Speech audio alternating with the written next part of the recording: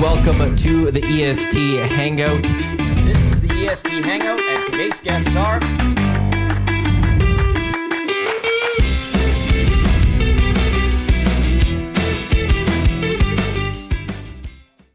A very good Wednesday morning to you. It's Stanley Cup Finals day. It's finally here. Game 1. This is the EST Hangout presented by Sentinel Storage and your clear choice for Edmonton Sports, Edmonton Sports Talk. He is Shawn, Belle. He is Benny the Intern. I am Iwanyk. Thank you for tuning in live on EdmontonSportsTalk.com. Tune in iHeartRadio, Apple Music, on YouTube, or wherever you get your podcast. Boys, how you doing today? Are you ready for Game 1? Oh, I'm ready. I'll be ready. Mm-hmm. I'm not ready right now. Do we need to go there? No, we're not. You know what? The last time I got nominated for an EST or an ST. Yeah, you're not in that same position. I'm not in that same position, but position. I'm close. Well, that show you left twice to the washroom. I won't leave once.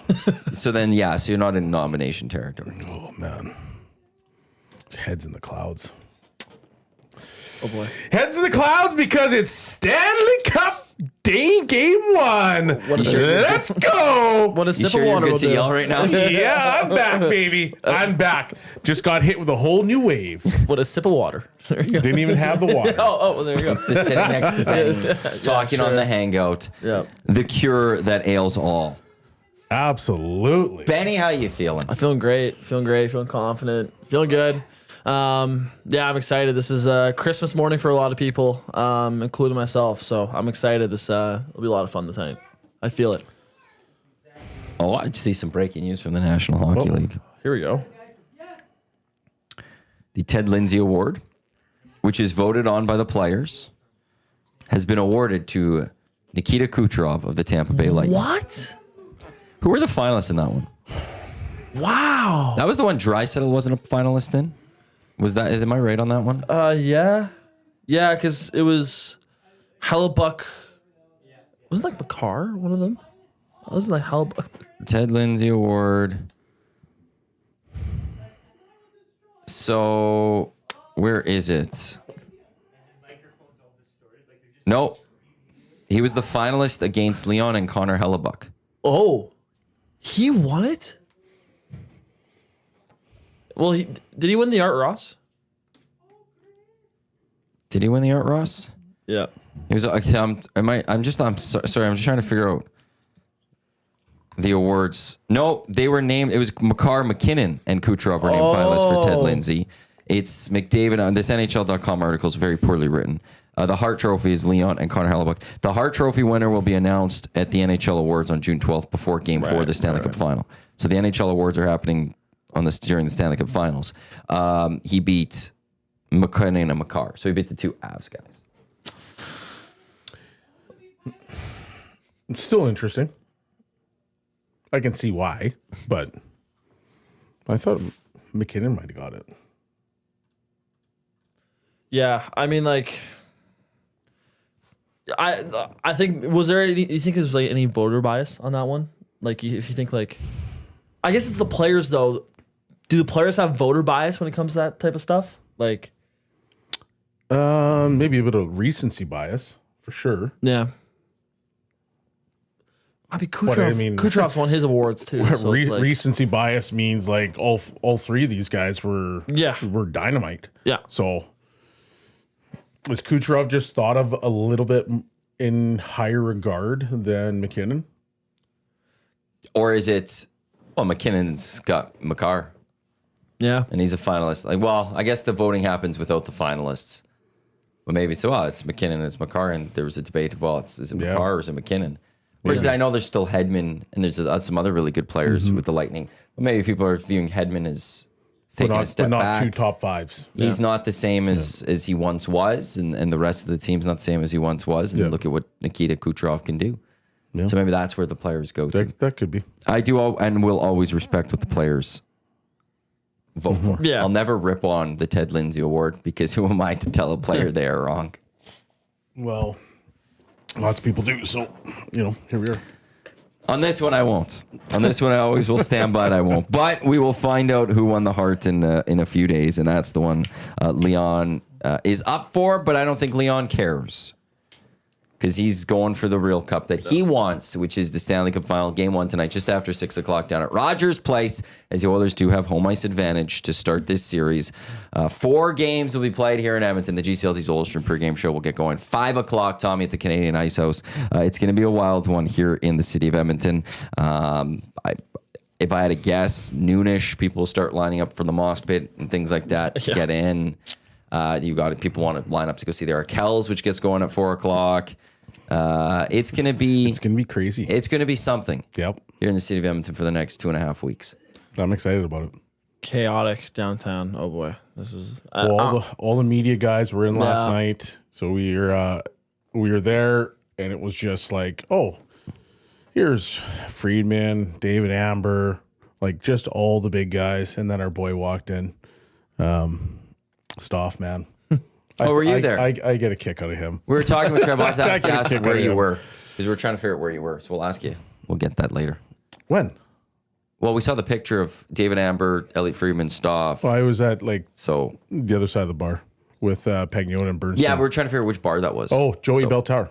Oh, okay. You're just gonna tell us. Okay. Yeah. Joey Bell Tower. Yeah. Thanks There's for no the invite. secrets. Thanks for the invite. Blame your tower mate. He was there. Well, I didn't get the invite. Blame your tower mate. What's that got to do with it? He's the guy that invited me. Oh, that's cool. That's fun. I had my CFL fantasy football. Oh yeah. Well, I could've come got after something that. better to do. I didn't want it anyway. Well, I'm going for the 5. I'm going for 5. I'm going for 5. We'll get into the Drive we'll for get into the 5, eh? recap. Yeah. Okay. Drive for 5 Drive for 5. repeat. Okay. Trying to come up with a hashtag for it for my Twitter account for the year. Okay. I could have come by after, but no invite at all. That's cool. That's cool. I'm fine. That's okay. I'm not hurt. You know, Maddie, I don't want to hear it. You didn't invite me. I don't want to hear it. Yeah, I didn't need to be hurting today. Those nights can generally get away from you. Yes, they can. Yes, they can. But whatever. You're good. Benny and I have talked about it already a couple days this week here on the Hangout. So I'll go to you. Where are you going into the series? Where's the confidence of the Oilers? Is it different from where you were from watching this team go to the No, I've game picked, 1 of the I've final picked the last year? Oilers the entire way through the playoffs. You know, I look at it and I just think that Connor and Leon just have a mentality where it's like there's take no prisoners and we have one goal in mind and that's all we care about. And I don't know if there's anybody that's going to stop them. So I've got lots of faith in the Oilers. Everybody's kind of talking about this third line with Marchand, and I'm like, you know, the Oilers' third line has been playing good hockey too. So as much as sure they have Marchand, who is a top 6 guy in most teams across the NHL, playing on the third line, well, the reality is that for a long time, Kane was actually playing on the third line here in Edmonton, and he's a top 6 guy. So I think the depth from both sides is closer than people are giving it, or giving it credit for. So the Oilers are playing good hockey, but the Panthers, they're a physical bunch. And if you can weather that storm and you can, kind of use that to your advantage, knowing that they may or may not run out of position to try to get some of those big hits, and you just move the puck and you're crisp and you're clean with your puck movement, I think you'll be able to capitalize on them. I do just want a little bit of other breaking news. Hernan Salas has tweeted, Oilers in 5. 1 minute ago. Hernan's putting it out there. Oh, boy. He's just going full out gentleman sweep. Yep. He's done it. There's no going back on that one. By the way, you could still get in on the Oilers in 5 at Play Alberta. It was Dusty's play of the day a couple of days ago. I'm just going to pull it up to see what the odds were. I think it was plus 600, if I'm not mistaken. So if you do, like Hernan, believe in the gentleman sweep, plus 600 on Play Alberta. I could see 5. The template for it is there. It is. When you start at home, the template for it is there. If the Oilers win both at home, that's what it has to be. Yeah. They then go get the split in Florida. It's over. They're doing it in 5 on home ice. This is true, but are we just disrespecting the Stanley Cup? The previous Stanley Cup winner. There's another team who is here? better than they were in last season. Are they better? They are better. Okay. But are they not Jones is hurt? an upgrade. But take away but then add in the injuries that they're dealing with. Is Matt Tkachuk from last year? Those are the questions that I would throw out there. They maybe on paper are better, but health wise, does that not balance it out? The others are banged up too. Are they?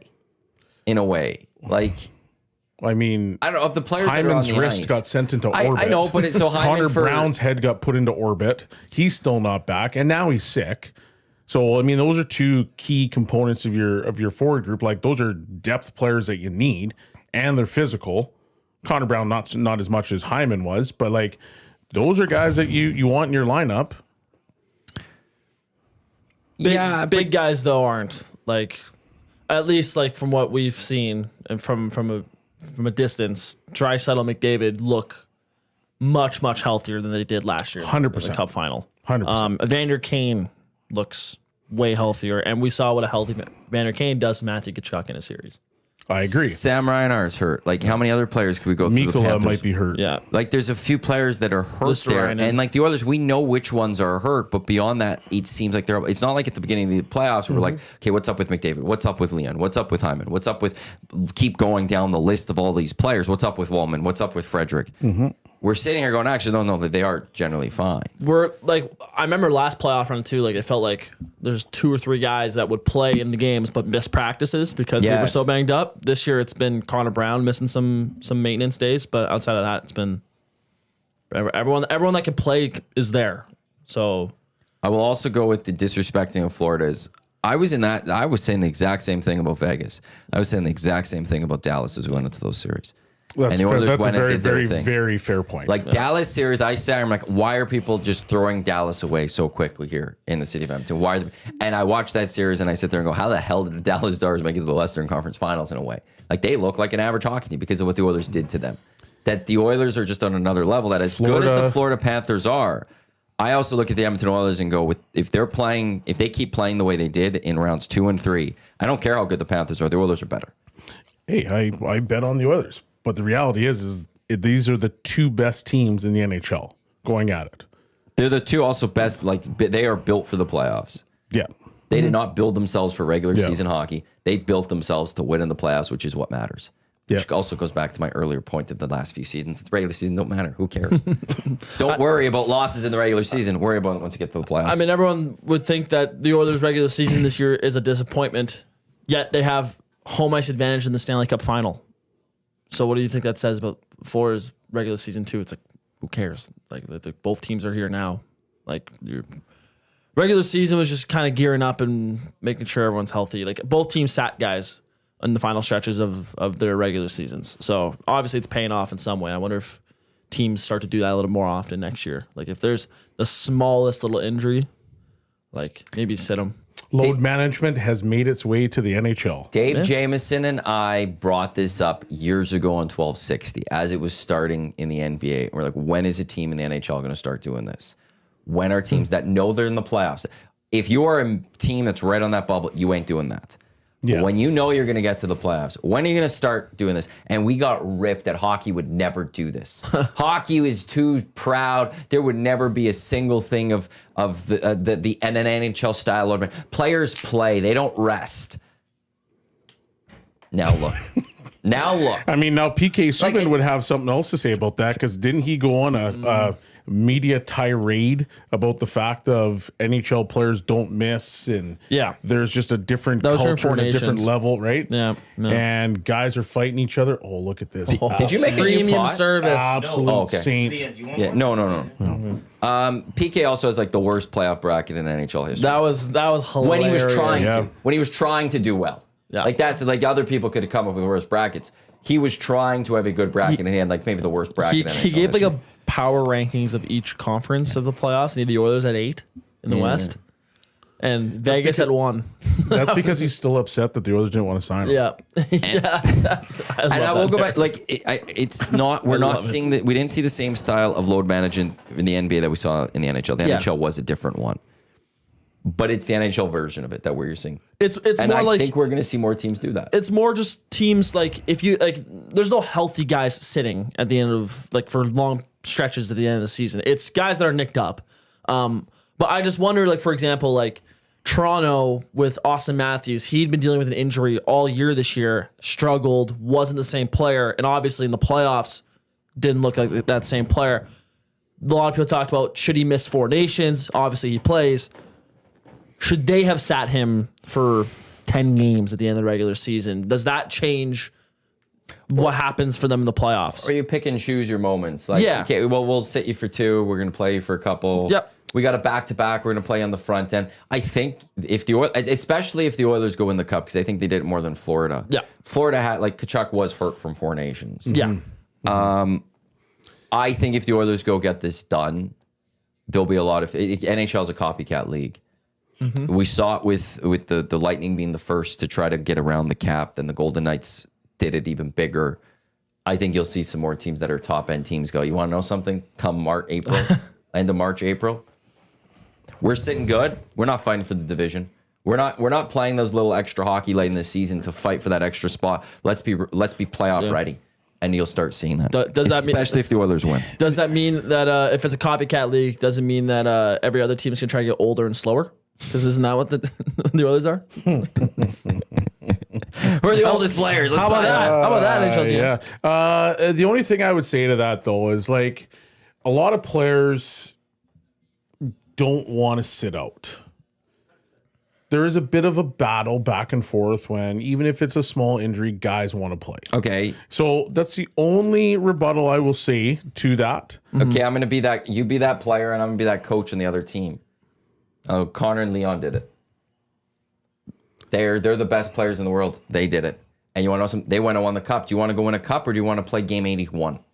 Do you want to play 70 games, 77? Okay, well, or do you want to go win the Cup? What team are we talking about here? Because if it's like the Washington Capitals and I got to go through the Eastern Division and have to play Tampa and Florida and some of these teams that are on the rise, I don't think it really matters whether I sit out game 82 or if I'm banged up going in. Because the reality is you're probably not getting through Florida, the state. It's just a you fact. think no one would have stopped Lightning if it wasn't for the Panthers? I think the Lightning were probably one of the next best teams. Yeah. I still think that if you're Washington, that might be something. But So, I like, don't. okay, so but like, let's say at least you don't think Dubois- Dallas could have sat there and went, yeah, we could have done a little bit more. Yeah, but you don't think Colorado would have done that? Okay, so Jason Robertson, you were going to sit you out for game 82. Game 80 to game, let's go 78 to 82. We're going to sit you out to make sure you're 100% healthy. Do you think it would have changed the series? He got hurt in game 82. Once again, between 78 and 82, you're completely healthy. But it's not just 78 to 82. It's like it's starting when the Oilers start, like a month prior. There's a point like, you got a little nicked up. You're okay. We're wondering Would about it this have game. changed the series? We're gonna take an extra week off. Would it have changed the series? I don't know. It could have led to maybe they score a goal first in a game. Yeah, maybe game's one of the Do games. we is honestly different. think that would have mattered? I don't know. It's a different timeline. But it's the flip side. Oilers The flip versus side to this, though, Belsey, is the fact that it's just like it's you're not gonna because if that's the mentality.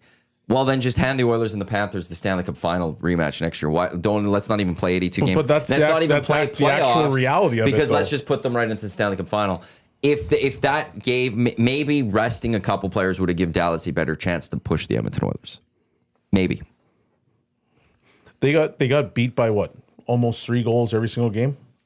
You rest a player that maybe goes down to 2. Maybe. When did Heiskanen get hurt? I want to say it was before 4 Nations. Oh, okay. It was so that one wouldn't have helped. Yeah, it was before 4 Nations. Robertson got hurt in game 82, and everyone was like, "Oh my God, this is why you sit your star players in the last game of the regular season." Blah blah blah. 82's kind of always been that game you sit. Yeah. That has always been their nature. And I think like maybe Edmonton versus Dallas series, if Robertson's healthy, that series is still probably done. Maybe in 6. Like maybe they get one more game if Robertson goes off. But and even then, he was playing well near the end of that series. I would maybe they beat Colorado in 6, or maybe they take care of Winnipeg earlier, and that gives their team more rest to line up better against Edmonton in that conference. The Dallas Stars weren't built for playoff hockey. Okay, but here's the flip side. Maybe they're built 1,000% for regular season hockey. The way I'd agree with that. I don't know the whole schedule this season for the Jets. I don't know, but maybe the Jets do it, and maybe the Jets sit there and go, "We could have beat the Dallas Stars. We wouldn't have needed 7 against the Blues, and we would have beat the Dallas Stars, and we would have went up against the Edmonton Weren't they Oilers." healthy going in? I don't fully know, but like we also have to jump to next season. Yeah. We're jumping to next season here in this hypothetical where it's like, okay, we've got a little bit of bumps and bruises. Yeah. We're going to just heal these guys and get them ready for the playoffs. And the other part to this is no coach is going to sit there thinking, well, are we really, is it going to make a difference against the Oilers? They're going to think, yeah, this is going to make the difference against the Edmonton Oilers. The Oilers did that. They won. We're going to do it. We're going to beat them with it. That's why I think it's coming. Some of the coaches in hockey are not innovative. Yeah. They're followers. Yeah. I 100%. And you gotta believe in the guys you got in your lineup. Like, I mean, there's no way in hell that Dallas thought going into the playoffs that they weren't built for the playoffs, right? Like they just weren't. That team believed that they were. Obviously, we saw they weren't. I think for as many of big guys that they have and guys that could be scrappy, they were a softer team. They were, I that's the thing I noticed, even just between Vegas and them, and obviously what we're going to see tonight in Florida is like Dallas is the softer of those 3 teams. Like, and they have Jamie Benn and Marchment and Bischel and guys that should be Rex and guys that get under your skin. And Marchment did a pretty solid job. What word did you just use? What? I don't know. Rex. Rex, I don't know. Like, you heard that? I don't know. I just heard somebody stretching out there. Oh. Yeah. I got so no because I just maybe I need to use. I don't know, but I can pull this up. We can pull the tape up. Yeah. Rex. That Rex your lineup. Yeah. WRECK. Rex your lineup. Rex. Okay. Rex your lineup. That makes sense. Okay. Yeah. Like a wrecking ball. Yeah. Exactly. No, like what Pete DeBoer did to his locker room with his words after. Gosh. Oh my God. This whole show could be me ripping on that whole situation in Game 5. I hated it. Some of the wildest stuff. I thought that was the dumbest move you could make as a coach. Like that, like you you full blown just said, okay, like I'm gonna pull my franchise goalie that has an 8-year contract kicking in. He's got us to this point, and I'm just gonna go. You know what? Like I'm gonna embarrass him from everyone. I'm gonna rip my team. And basically just gonna wave the white flag. It's like you're playing Casey DeSmith, who hasn't played in over a month. Mm-hmm. He's like this isn't the regular season where Casey DeSmith played a couple days ago. Like this is he's been sitting there. Yeah, like honestly. And then in the post game, you rip him. Like go off, young man. Go off. I hated every move Peter DeBoer made there, and I think he's a great coach, but that was a sign of like I don't know immaturity. Pete DeBoer to me will always be that coach that he's going to be the guy that you have just before you hire your Stanley Cup coach. Yeah. He'll get you to that next level. He'll take that team that's bubbling on the playoffs and he'll make you like closer to elite. Mm-hmm. But then he's never going to win for you. Like Todd, I always screw McClellan? Yeah. Todd McClellan, same thing. Yeah. Bruce Boudreau, same thing to me. Yeah. Guys that are just fantastic regular season coaches, fantastic. They'll maybe win you a series or 2. Obviously, Pete DeBoer will generally win you 2. Get you to a conference final. The one year he did get to a cup final, but he's not going to win it all for you. Paul Maurice was that guy though too for a long time, for a while, until last year. Yep. Last year that he got to shed that skin and he got to be a Stanley Cup winning coach. But he was a guy too that was in that category. I'm just still waiting for the message that says Pete DeBoer fired in Dallas because there's no way he's coming back. How do you reconnect that relationship between the two? Like, it's not the two; it's the room. I guess, and there's the reports saying that the players did not appreciate what DeBoer's comments were. Like, and I still like. Hey, Belle, you're a coach. To use a timeout and a goalie pull at the exact same time. Those are the only 2 moves you really have in a game during like outside of intermissions to do something and to do them both at once. Yeah, like whether the goalie pull was at the right moment or not was one thing, but I don't like the way that he did it. Mm-hmm. Like get off the ice. Like, are you kidding me? Like, that's one of the most embarrassing things you possibly could do to a guy. Yeah. And it's 7 minutes into an elimination game.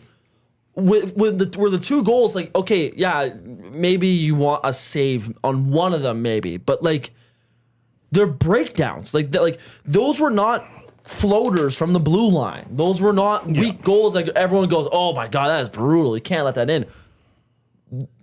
How about play defense? Like, Dallas's defense was nowhere to be seen on both of those goals. Mm-hmm. And the first thing you want to do is blame your franchise goaltender that has gotten you to the position where you are and embarrass in an elimination game where your backs are against the wall. You know what? Our goalie that hasn't played in a month is going to do better than what our franchise goalie is going to do for the rest of the game. Didn't make any sense to me. I think Ottinger must have just had a look or something that DeBoer didn't like. Yeah. Because why wouldn't you even do that at the start of the timeout? Like, hey, Casey, get ready. Yeah. Jake, you're coming out. This had to have been something he thought out of before. Even telling the team, like, this isn't on Jake. This is on you guys right now. Yeah. Like, we haven't been playing well enough defensively. I need to just do goaltending. We're making this change. This isn't on Jake. Right. Like, saying something like that to try to get... If you would have said something just like that, you probably changed the whole script. Yep. The whole narrative is now different. Yep. And instead... So that's why I think, like, Jake Ottinger must have looked or said him or said and that Pete DeBoer didn't like. He was pissed off. He's fired, and he just didn't like the look. Went, screw this. Screw you. Get out. Yep.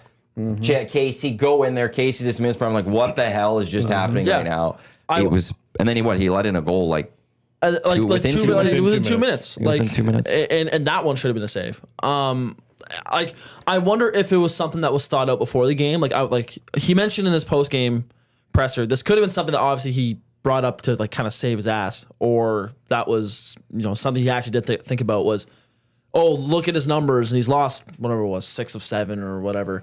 And his numbers are bad. Like, he has, he doesn't know how to, play goalie against the Oilers.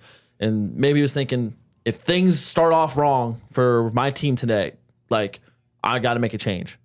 Maybe that was his thought process. But even then, like, I think you got to take away just the numbers against Dallas. Look at the Oilers versus every other playoff goalie they've played over the past couple of years. Those numbers don't look great. They're all, I don't have the numbers up with me. I'd be willing to bet majority of them are under 900. Like, I bet you Jake Ottinger's numbers don't look that much worse than everyone else's.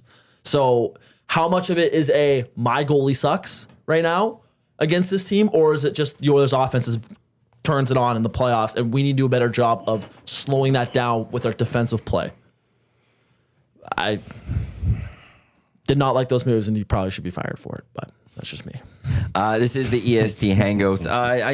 Let's get to Play Alberta over under. The promo codes for the month of June with Play Alberta. EST Casino, when you deposit 20 or more and you get a $50 play on the casino. EST Sports will get you a $50 free bet when you deposit 20 or more. Download the app, playalberta.ca. Dusty has the early bird bet up as well on EST specials. The Edmonton Oilers to win tonight. McDavid 2+ points. Nuge with an assist. That's at plus 690. His play of the day as well is Corey Perry getting a point in game 1. Plus 105. I'm just going to go. Last year, the Oilers got shut out in game 1. Yep.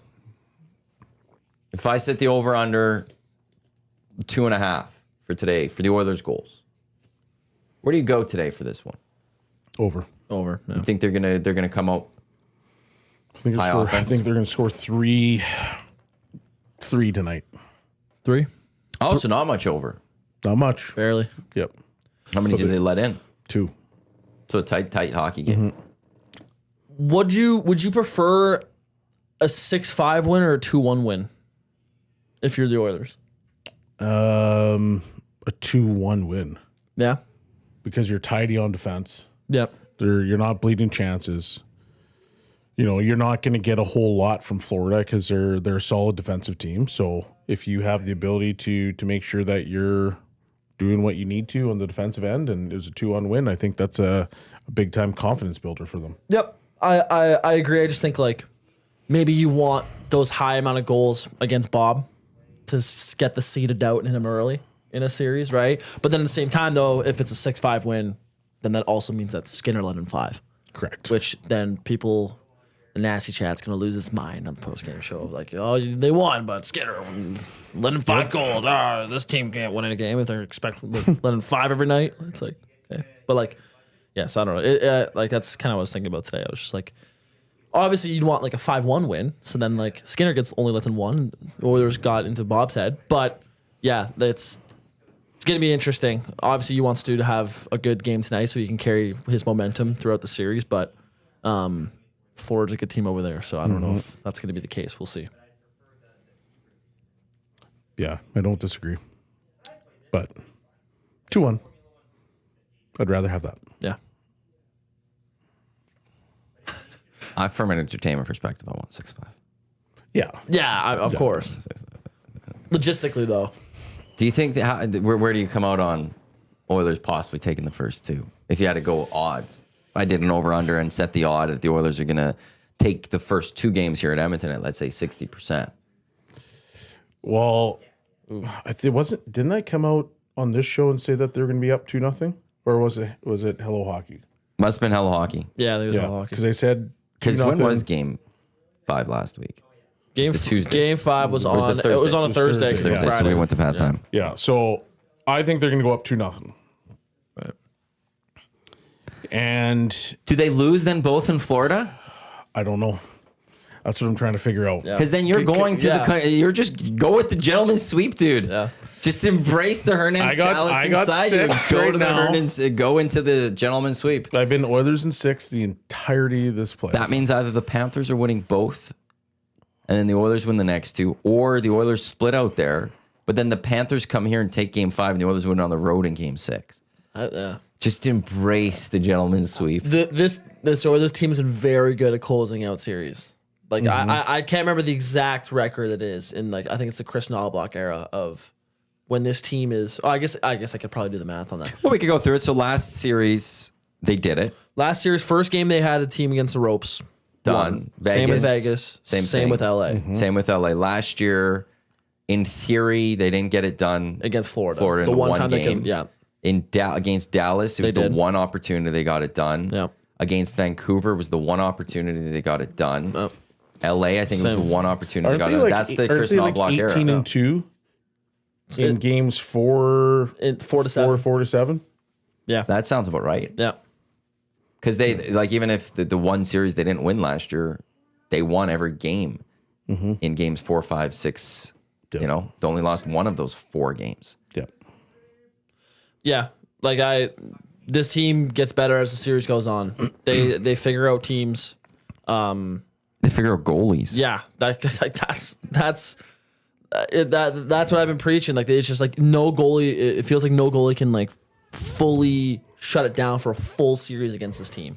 The only guy that pops my mind right away, I guess, well, Connor Hellebuck in that COVID playoff, but also Pavel Francouz in the Colorado series. Even though he like that was so out of nowhere, but like he actually kind of held down the fort for Colorado. Yeah, but I also think Colorado was just yeah. such a better team than They're Edmonton. so good in that series. Like I said yesterday in the show, I think Colorado is the best.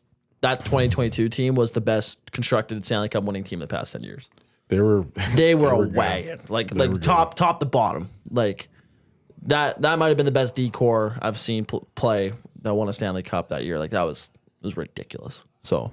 Yeah, and the Oilers had so many flaws through the game in that run. So, yeah. Yep. That deserved to be a sweep. I just saw something on Twitter that's making me upset. It's a very side note. Well, Rory McIlroy says, quote unquote, because he's at the RBC Canadian Open, it's media day for them out there. If I could win the Masters, then the Leafs could win the Stanley Cup. After he was presented a Maple Leafs jersey by MLS CEO Keith Pelly. It's the Canadian Open, not the Toronto Open. Right. It is supposed to be Canada's Open. It frustrates me that tournament now just seems to only be played in the Toronto area and it doesn't get thrown out to the BC area or something, Vancouver area once in a while. Why is he getting a Toronto Maple Leafs jersey when it's the Canadian Open? It is the National Open, the national championship of our vast country, not the RBC Toronto Open. Go away, Toronto. Go away with your Maple Leaf stuff. The tournament's being played at TPC Toronto. Huss told me it's an hour drive out of Toronto to get there. And And somehow this is a whole, like, go away, Toronto. I'm tired. Like, it actually, I kind of stopped caring about the Canadian Open to a degree because it's not the Canadian Open anymore. It's a Toronto. Sorry, I saw, like, why is he getting a Toronto Maple Leafs sweater? In Toronto. They're not. They're an hour outside of Toronto. You're in Toronto. Give him a Raptors jersey. Why is he getting a Raptors jersey? Give him a TFC jersey. The guy loves soccer. He's a Manchester United supporter. Go give him something. Go give him just. Why do we have to give him Leafs? Because it's Leaf land. You want to know something? why. Why are you jinxing him? Why are you jinxing him with that? Really? You're going to give him a Toronto Maple Leafs jersey? Sorry, I had a rant on that one a little bit. Don't like it. Go off, young man. Brock Nelson has signed a 3 extension with the Avs, by the way. Oh. 7.5 mil AAV. Ooh, okay. 3 years, 7.5. That's pretty solid. I mean, he's scored 40 a couple times in his career now. Pretty sure he's had some good years. So and Colorado has been desperately looking for that second line center since they lost Kadri. They thought that kind of makes you wonder why they did that. Yeah. They thought they had that at Middlestat. Yeah. And obviously that didn't really pan out. So Brock Nelson's a pretty solid second line center. So that's probably a good move for them. To Max Bezzozu, it's an hour drive outside of Toronto. Not to get within Toronto. It's an hour drive to get anywhere. Leaving Toronto, it's an hour outside or whatever. That's what Huss said yesterday. So would you preferred that they gave him an Oilers jersey because that's the Canadian team? Hey, you want to know Cup something? final? There's one Canadian team left. I could accept that. Yeah. Also, why are we presenting with an NHL jersey in general? Yeah. Like, It's like, who cares? give him a Canadian jersey then. We just won the Four Nations. Yeah, It's true. True. Yeah, Four Nations jersey went down the Give him trick. Four Nations. If you want to go hockey, give him Canadian Four Nations or something. Or create a Rory McIlroy logo, or give him something Drake related or something. I don't know. Hey, what Toronto Maple Leafs? They would give him a bunch of losers. They can't even win a championship post expansion. 0 titles after this league expanded past 6. This is good. This has been well documented. Yeah. At least Rory Get at won it, get majors. at it, Matty. Like Rory before won majors. He had every other major outside of the Masters. The guy was actually able to win tournaments. But no, let's go give him a Leafs jersey at the Canadian Open. Because all of Canada is going to support that one. Keith Pelly, go away. Maybe focus on your clubs out there and how trashy they are. Right. Spit Go, Matty. fire, Matty. Let's go, Matty. I go there. I'm not happy. Not happy. Just disrespecting Rory in that one, even. EMG said in the nasty chat, back to the Oilers. Who scores first tonight? If you want to go back there. I don't know. Oh, we got to stay on the Oilers. I do later need to quickly recap my Dunya fantasy draft and go over what my Sacramento Gold Miners were able to accomplish yesterday. Oh, boy. But do we have first goal? He thinks Perry or Dry tonight. Game lines. I'm very curious to see. It feels like it would be some like Random. yeah. Like does Pot Colson score the first one? Get that barn rocking. I think the first goal for the Oilers tonight's huge. Yeah, I would agree with Keep that energy going.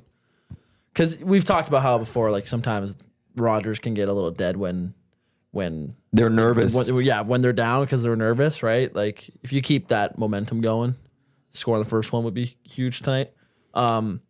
It seems like it's very Corey Perry or Connor Brown-esque. Yeah.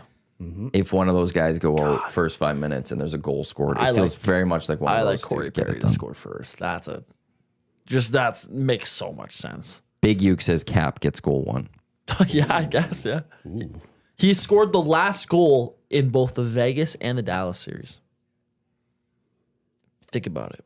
So maybe starts this series off with the first goal. I wonder who scored the first one in the Dallas series. I'm trying to think. Game 1 was that Nuge? I can't remember. It was I was trying to think of who scored the first. It was so goal long ago. I was at BP's Westgate. Gotta remember this. No wonder you don't remember it. Hey, You no, were at BP's Westgate. Our TV, our tables had pictures of Pop, and I got ripped for it in this office. Leon Draisaitl scored the first goal.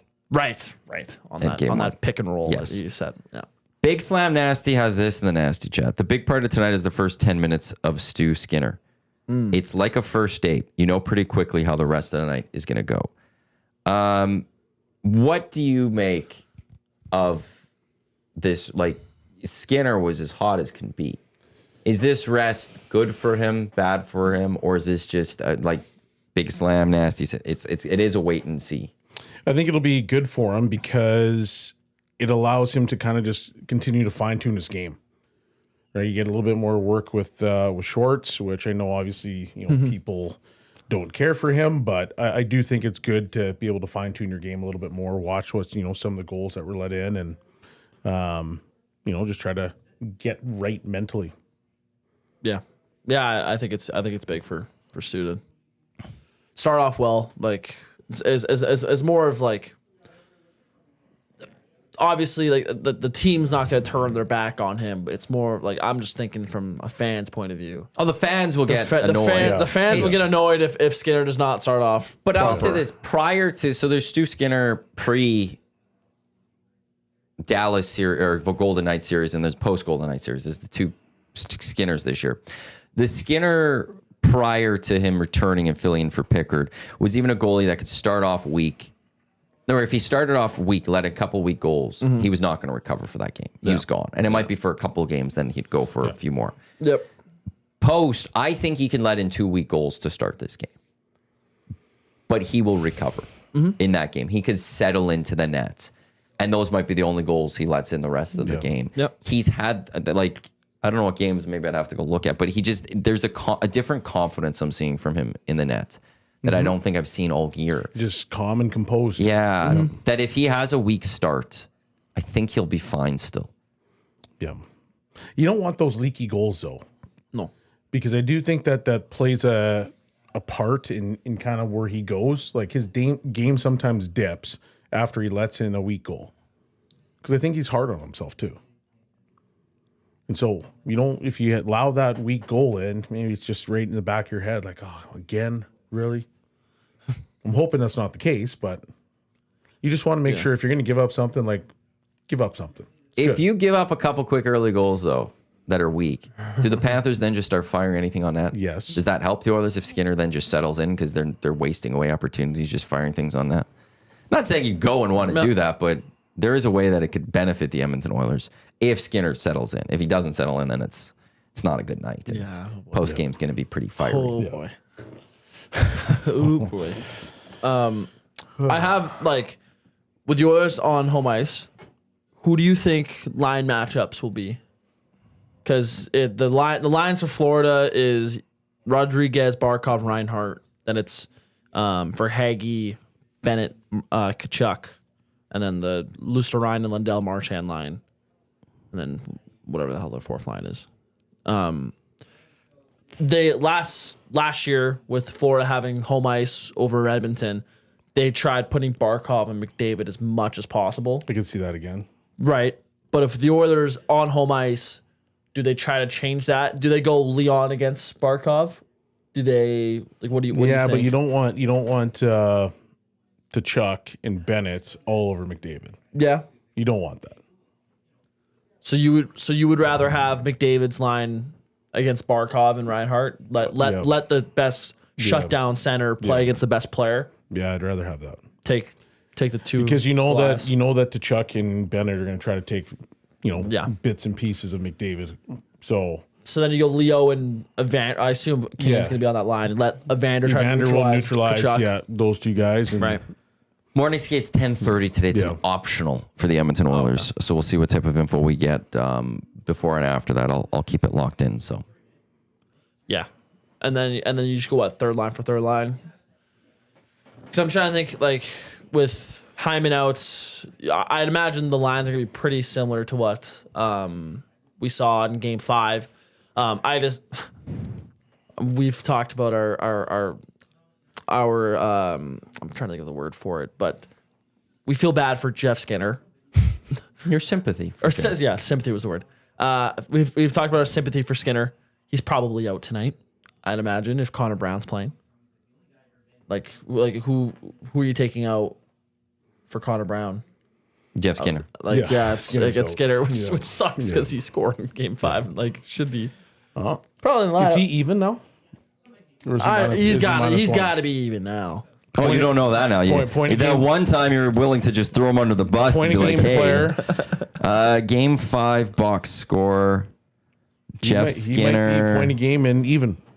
Jeff Skinner was +1. Oh, so yeah, -1. So -1, but Point a game. point a game player still. Yeah. Yeah. Here we are. And those points, that's 5-on-5 play points. Yes, it is. This ain't no power Yep. play merchant that we're talking Yeah. about here. This is a guy who produces That was 5-on-5. going to the net, getting in the dirty areas, sniping. He does what he Saying, needs to. Yeah. And you want to know something? If He's he has to figuring go it out. tonight and he has to fill in because Connor Brown maybe is a little ill and can't get going, expect another point from it tonight because that's what he's done That's his what he does. entire NHL playoff career. He goes 100%, out I and he agree. gets points. Do you, have you seen what the boys call him in the locker room? Like I've watched all those like mic'd up stuff that they do. No, what do they call him? The secret weapon. Absolutely. They call him the secret weapon. Yeah. So I want to see if Play Alberta has bets on what his point total, like for a point Yeah. from Jeff Skinner tonight would be. Because if he's in the lineup, bet it hard is my guess. Player markets, points. Do I see Jeff Skinner on here? I do not see Jeff Skinner on here. Damn it. I thought it'd be nice. They just know that they're going to be taken for money on that one. Yeah. The line's just too crazy. If you're going to put Jeff Skinner in the lineup, it's going to have to be. It has to be the minuses. It's going to have to be, yeah, like huge and all of that. EMG, Leon can take on Kachuk, who takes care of Marchand. Yeah. That's Frederick. Yeah, What have you made of Frederick? I these want playoffs? a big series from him. Go ahead. I see a guy that came back from a high ankle sprain and is now starting to get back into it. Takes a while. You think he's back? Like you've seen good things lately? Yeah, like you still like he's been getting chances, whether they materialize or not. It's a different story. But I mean, he's been getting chances. He's been physical. You want a little bit more, but high ankle sprains slow you down. Yeah. And so he looks like he's been kind of just working his way through it, and slowly but surely he's getting better, in my opinion, every game. Yeah, no, that's fair. I think like there's consideration, I think, for pulling him out of the lineup. If things were to go maybe a little rocky with Dallas, but this series for Frederick is huge with how Florida plays. This is a series of why you bring in Frederick. Exactly. This is exactly what, and I've been seeing this old clip of Frederick and Kachuk going at it when Frederick was in Boston and stuff, and like Frederick had some words for him in his post game interview and stuff. So even though they're both St. Louis boys, it doesn't look like Frederick is all too fond of Matthew Kachuk. So I'm expecting a big one for him. Just not even just score sheet wise or anything, more just be out there, be a menace, get under their skin. Like if Marchand's gonna run around and do his thing, and if Kachuk and Bennett, all those guys, they're gonna do their thing. Like we need our Evander Kanes and Trent Fredericks to step up and neutralize that, right? So, so I think it's very, very important for Frederick to have a big series this year. I want to jump into the Paris Rulers inbox, 780-218-9999. From Raider Jesse. I definitely prefer this back to what type of game you want tonight. A 6-5 win, because Stu is often going to have those games, and if they can be a win, we still get rebound Skinner to come. Ooh, Looking at that from that perspective there. I like that. And then,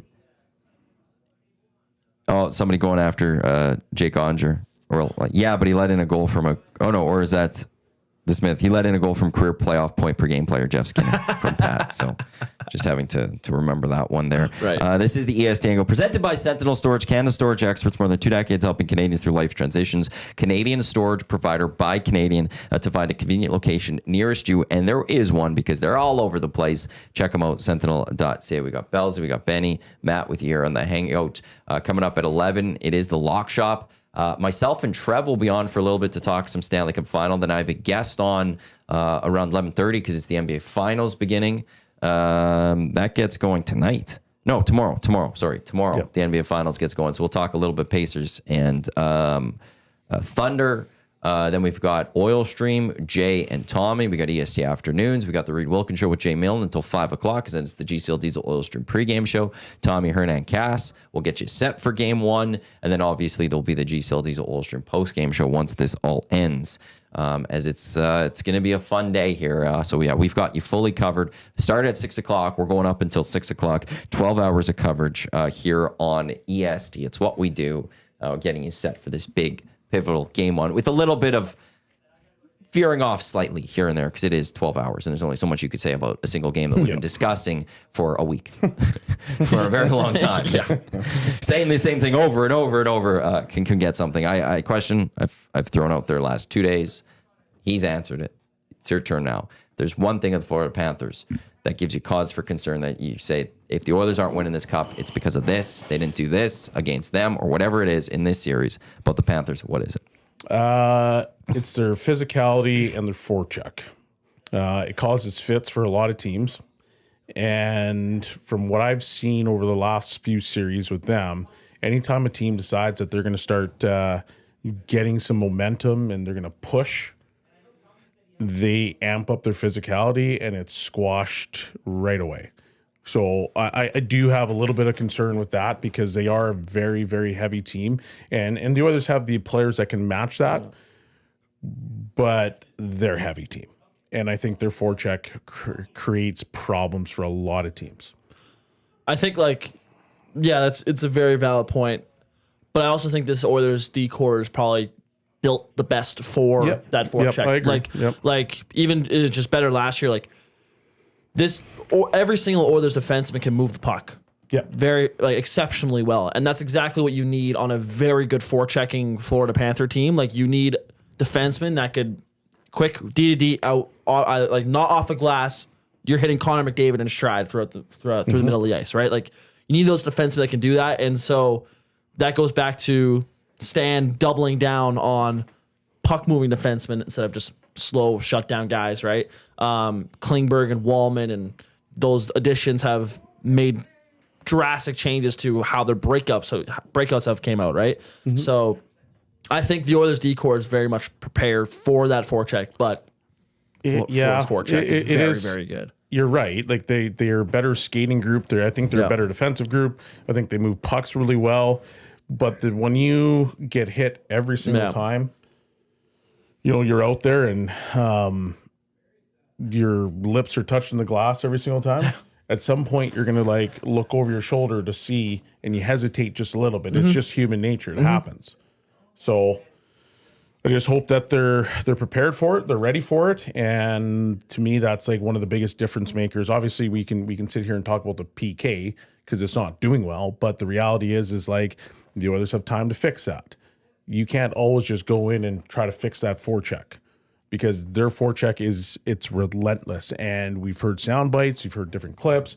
From an execution standpoint, Florida doesn't care about as much about the execution other than we play our system, we impose our will, let's get after them. Yeah, Paul Murray's clip of you hit their defense every single time because in Game 7 they're going to feel it. Yep. Yeah, that's the mentality they have. It's a good one to have. I'm going to go to 7 categories. Who is the better top 6 forwards? Florida or Edmonton? I'd take Edmonton just because of the pure star power. You have Connor and Leon. Connor and Leon. I don't think there's any other top 6. Hyman missing is tough, but I'd go Florida with the better top 6. Okay. Overall. Connor and Leon are the best players in the series. Yeah. But I'm saying top 6. Who's got the better top 6? I think Florida does. They're And deep. you're saying Oilers. Who's got a better bottom 6? I'd go Florida. Florida. It's mainly because that third line. Yeah. Marchand, Lucerine, and Lundell it's a very, very good third line. It's interesting because I think the Oilers forward group scores more. I think they have the 2 best players in the series for sure. Overall, top 6, you got Verhaeghe, you got Marchand, you got Bennett, you've got Reinhart, you've got Barkov, and who's the other guy on that line? Say that one more time. Barkov, Reinhart, and Rodriguez. Okay, so then you look at the Oilers' top 6, and it's what is it? Nuge, McDavid, Perry, probably. Perry, and then you have Kane, Draisaitl, and if you want to go Kapanen, Kapanen. if you want to say probably, but Yeah, like it's you could throw Connor Brown, who's had a great playoff up in that top Podkolzin. 6. Podkolzin, yeah, just as a crap disturber. Yeah, Who's got the better defense? I'll say Edmonton. I've been so high on their defense, man. Like I think from 1 to like 7, like you said the other day, 1 to 7. I think like they've been incredible, man. I've been so impressed by them. 1 through 6. Edmonton's got a better decor. Yeah, Goaltending. it's hard not to go with Florida, but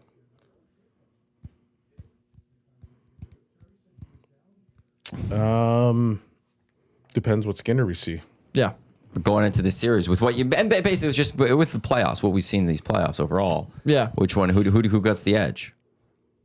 I trust Bob more than Stu in a Stanley Cup final. But Stu's been playing great as of late. It's just you look at track record, and Bobrovsky has had the success where he's been solid as of late, and he has his moments. But I'm gonna go Skinner because Skinner's recent stretch of games has been better than Bob's recent stretch of games. If you can match that, Who's got the better power play? the Oilers have the yeah, better power play. yeah, yep. Who's got the better PK? Florida. Florida, And who's got the better coach? Edmonton. Yeah, I want to say it's a soft. Like Maurice is a great coach. Edmonton because he's a better tactician. Yeah, but Chris Knobloch, like every move he makes is just bang. So on. you're going both Edmonton. Yeah, So Bellsy, you had 4 Edmonton out of 7 categories. You're giving the Oilers the slight edge when I break those down. Benny, like also Same. 4 4. is just different categories we have. yes, yeah, 4 of 7. But you both you said the Oilers PK for Florida. Those were the same. Yeah. And then the coaching. Okay, but now I'll just throw 2 more things in here. Oilers PP versus Florida PK. Florida PP versus Edmonton PK. Who's got the edges in those? Now you got to match Florida them power up. play versus the Edmonton PK. Is that better? That's an edge. That's an edge, 100%. Is that where? Okay, so then can the Oilers? Okay, because the big one though is the Florida has the best PK going into this in the playoffs. Yep. And the Oilers have, if we know what their power play can do. It's scary when it gets going. That's the thing. They just need one to get going. Yep. And it just seems like it's unstoppable. But that's how close this is. I agree with the Chris Knobloch. Yeah. He's just He's a better tactician. it's just everything he does. It works. There's a calm with him. He generally doesn't play games. I said it before. Paul Maurice was that coach for the longest time that was just good enough, but never could get it done until last year finally. Yep. I would assume that Chris Knobloch's learned from any mistakes that he feels he made last year in the Stanley Cup Final going into this one. Yep. You know what's crazy is on Benny's blind rankings a couple months ago, I did blind ranking head coaches, and I started off with Chris Knobloch. Do you know where Tom put him? 4 or 5. 5. Put him 5. Tom sucks at blind rankings. You guys said you won. That was the ranking I said. Which one did I say? I said Pat Verbeek instead of Greg Cronin. Yeah. But I honestly I didn't think it was a crazy thing to say that he was 5 because I wasn't the biggest fan of some of the moves he made and the coaching decisions he had during the regular season. Well, Chris Knobloch last year during the regular season pushed all the right buttons. Yeah. And it worked. And then the playoffs, for the most part, he pushed all the right buttons. Like he sat McLeod one game, then put him back in, and McLeod got a point. Like it was just everything he did. Yeah. This year, the regular season, there was a lot more misses in the regular season. Yeah. It was more like, whoa, you got that one. But the playoffs came and it was immediate. Like, everything he does was we're back. right. Yeah, I was losing my mind with how much they were playing McDavid and Draisaitl near the end when they were struggling. I was losing it. Like I could not believe how often they go down 1-0 and they instantly load them up and go. I was like, hey, like we're losing the plot here. Like this is supposed to be a deep team. Like you can run all 4 lines and you're just But we're past those days now, thankfully. It's because they didn't care about the NHL regular season. Yep, they didn't care. They weren't supposed to. Yep. There's no point in getting worked up for anything in the regular season. I saw this stat yesterday. I think it was on the just give him credit, the Intern Editors podcast. There's a stat with teams that have gone down 0-2 in the first round that make the Stanley Cup Final. There have been the Oilers are the 8th team to do it in NHL history. Actually, I think it's post expansion. The 8th team to do it post expansion. All 7 teams before them, before the Oilers, have won the Stanley Cup. Interesting. So Very interesting. I think So it was. you're saying it's just done. I'm saying it's done. It's done. 2018 Let's- Capitals, 2014 Kings. I think it was 08 Red Wings. 92 Penguins. I know it was 93 not 93 Oilers. I think there's an Oilers team in there somewhere. But yeah, the Oilers are the 8th team now to do that. Be down 0-2 in round 1. Make cup final, and all 7 before them have won the Stanley Cup. So could that be a jinx? Who knows? But I don't know. I also saw the past. I think it's past 5 years. Whoever the Leafs have lost to in the playoffs have gone on to lose to the cup winner. The bracket, it all kind of works out where it's whoever Leafs lose to the cup winner.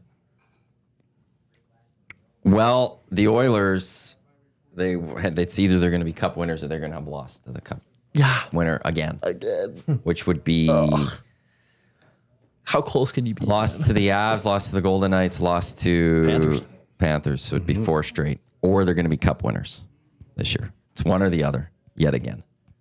So that's how this goes. Play Alberta again. Those promo codes EST Sports for a $50 bet. You got to deposit 20 or more. EST Casino for the same thing, but in the casino. These special bets right now. Early bird bet, Oilers to win, McDavid 2+ points, Nuge 1+ points, plus 690. Dusty's play of the day, Corey Perry 1+ points in game 1 is plus 105. Coming up later today, we will have the grandest parlay going up there. And Jay's play of the day. I forgot Jay's play of the day. It has to go up there. So yeah. As I said in my text, just feel free. Belle, just feel free. Have we done full series? Yeah. I've got you Oilers in 6 right now. Yeah. Is that where we're going with Oilers that one? So we shall see. Huss asked me yesterday, how's the feeling in Edmonton? And I told him that just people want the series to get going. I feel like that's where most people too were. long It was of a break. That makes sense though. The NBA does it. I don't mind this because you could also you can book an Arkells. You could book these acts. That's fair. If we started immediately, you wouldn't have been able to get all these acts. Yeah, And so the you're making preparation. it bigger. You're making it strong. I know William Huff did amazing signage throughout Ice District yesterday and within the plaza to get the banners up and stuff. So to make sure you're properly prepared, I'm fine with it. I also don't mind letting the players get a little extra rest. Yeah. But there's the let's get going here. It's just I think last year, game 1, though, there's more nerves in the city. Oh my God, we're back in the playoffs. This year, I don't feel like there's those nerves. I feel it's just confidence. Let's go do this. Let's go get this done. That's what I'm feeling from the city of Edmonton right now. So we'll see how this fully plays out. It all gets going tonight and Friday here in the city of Edmonton. I've talked about actually game 5's on a Saturday, game 7's on a Friday here in Edmonton. If the Oilers were to win the cup, what it would be. Straight up, game 2's on a Friday night. Yeah. The party in Edmonton, if that goes. Rowdy. What's the forecast right now in the city of Edmonton for Friday night? Pretty sure it's pretty good. Friday, 22. That's nice. That's prime weather. Jay Milne asked me that question last week. I said 22. 22, sunny. No. I think I heard that. What's your ideal temperature? Yeah. Yeah, no. 31 and 32 Really? degrees, sunny. Yep. Wow. I want to feel that heat. Yep. I want to step outside and just feel. Even if I'm in the I get shade, sweaty at I that, want to feel it. I'm 22 fine with is the perfect. I can wear shorts and a t-shirt and be like. Tell me good. you're from Alberta without telling me you're from Alberta. Why? I'm 20, just that's just cold. 22, that's just cold for summer. That's just average. It is cold for summer. 30.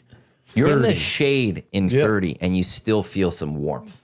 Yeah, but I'm not you trying to be in the want. shade. I want to be in the sun. But that's the thing. that's It's the like whole the point of it. And then you step in the sun, and it's just even nicer. Whereas 22, like you're in the sun, but if the clouds come in or a little bit, you're just like, oh, yeah, I'm a I little got this cold. now. I got to deal with this. I got to No. carry a deodorant stick with me if we're going 30 Well, plus. then do that. There's nothing wrong with that. Like it's Get a fanny That's just pack. unnecessary. Get a My fanny guy's pack gonna be and 23. strap part of it that in, buddy. 30-degree weather. Getting that midday cold shower in you, just to clean yourself off and then get going again for this. Oh, it's different. It's the way it needs to different.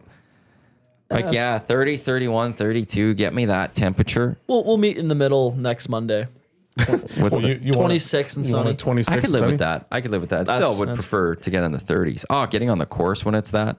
Yeah. I was at a golf course yesterday, Red Tail Landing. And do you know what drink they had in their coolers? The Finnish long drink. Wow. Official drink of the EST Hangout. A legend of 1952. A drink unlike any other. Sparkling refreshment. Real liquor. Longdrink.com/can. You can find a liquor store or post establishment nearest you with the long drink having been ordered. And I think Loud Liquor Connect works like in 60 days and it's connected to that. So you just have to enter in your postal code. Golf courses need that at all their courses. Yes, like they every do. golf course Yeah. needs to bring Yes, in a they do. long drink. That is a great drink to have on a golf course. Oh, dangerous. Yeah. First golf game for me this year was very nice. How'd you shoot? Yeah. Not good. Like it took me a couple rounds. Yeah. Like I golfed twice last year. Oh, okay. Once was in a tournament, so it didn't count even. I love And so- tournament golf. It is fun. So good. I need to shake off some rust. Like a couple really bad first holes. I can't really use my driver or through wood right now. So I'm hitting it's like I'm 2 to get to everyone's 1 to a degree.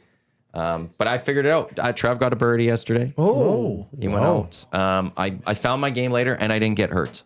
that's So that was it was success. And we went for shoot a video and we got some video footage that we needed. So it was all a successful day. And then I had my CFL fantasy draft. Okay. Quickly want to get to that. Are you coming back or are you just coming back. Yeah, you are coming back. I just can't stomach that. Belzy's having a day. I'll just say that, like, at some points I have seen Belzy throughout the Hangout today, and at one point I text him, if you need to step out, feel free. And I just got a response, I'm fighting for my life. So he said he was going to be good the whole show. He hasn't touched that coffee. he is not. I know. I've been waiting. I'm like, is he gonna take a sip of that coffee? No, and I've just looked at him, and I've noticed a couple of people I've now learned in the Hangout where like their eyes are going and they're looking like, when can I leave? And that one that's why I text him like, feel free. Now's a perfect time now that he's not here. Quickly, you're sorry, you got to listen to my CFL fantasy Nope. discussion Let's do here. it. We will get back to the others very right away here, but it was the 10th season, beginning of the Dunya. Lieutenant Eric and the Barracudas, they drafted their team.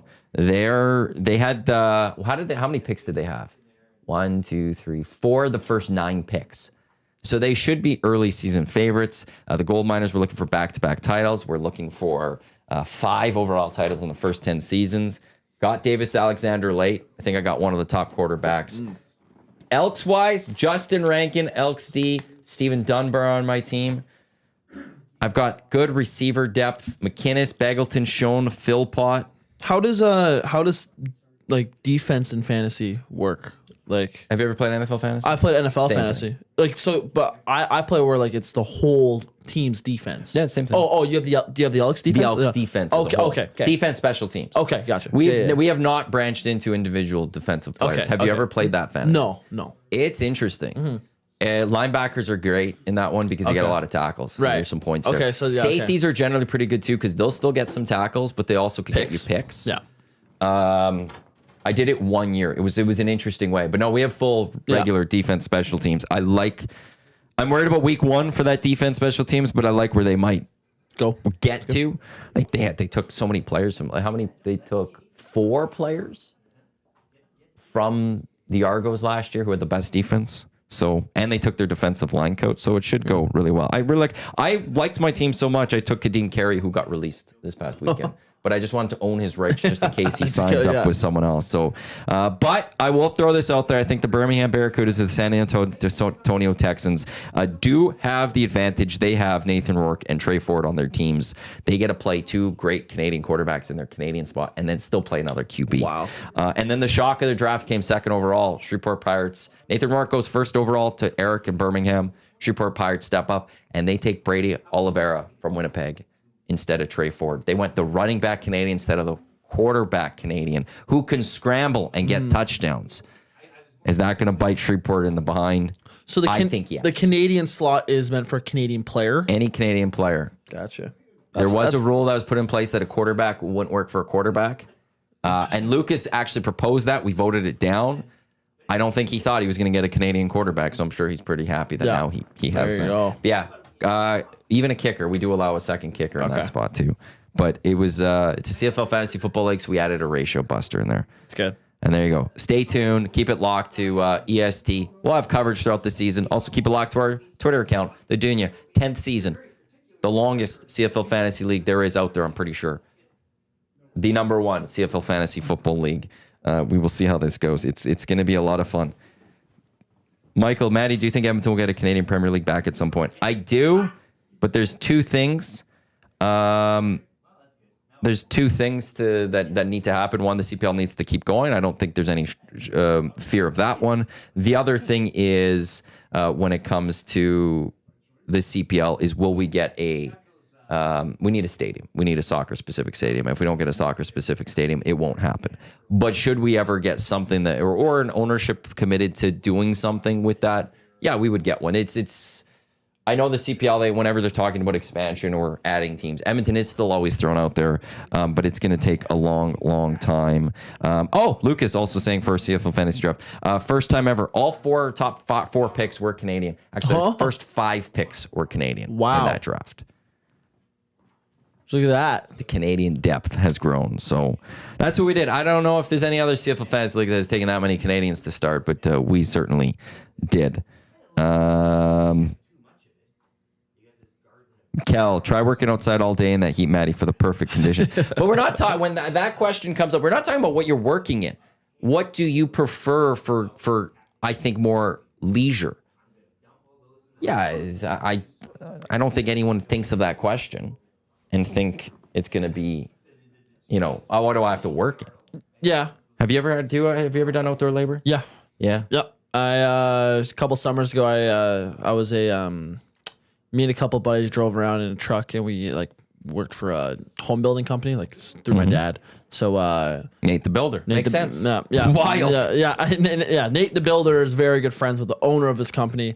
They were lifelong friends, and I'm very good friends with that owner's kids. So we got put into a truck and just cleaned up house lots.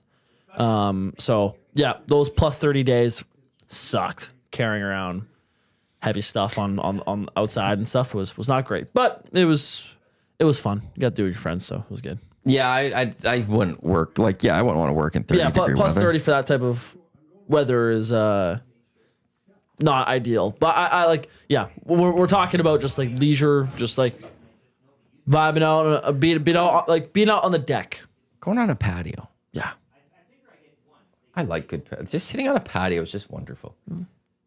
Having a couple beers or whatever, just sitting out on a patio. And especially in Edmonton in the summer, because you can sit out till 11 o'clock and it's still light out. Yeah. It's just really nice. Yeah. That's the weird part too. It was with 6 o'clock Stanley Cup Final games. These games end, if it's in regular time, just before 9 o'clock. You walk outside Rogers Place and it's just light. Yeah. It's weird. But it's cool. I've been thinking that. I got off work last night at 9 and I walked out and it was still sunny. I was like, oh, nice. Forgot it's supposed to be it's nice and sunny. I love how every media person that comes here for a cup final is so stunned that it's oh my god, it's sunny. It's 9:30. It's sun out. What's going on here? I love it.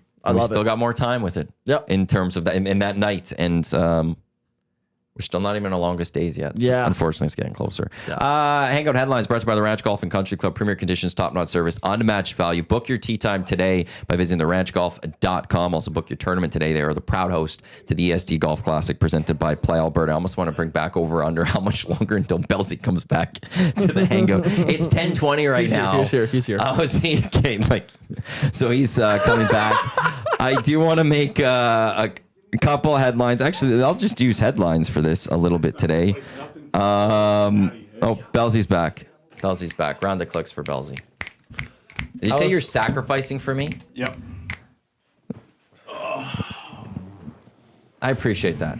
We appreciate you, Belsey. It's just love. It's all love. I was saying I could see it in your eyes that you needed to get out. So I'm glad you were able to. For those that missed it, Nikita Kucherov, he has won the Ted Lindsay Award, beating out Nathan McKinnon and Cale Makar in the final 3. But in the end, he actually beat out every single hockey player in the National Hockey League. Brock Nelson.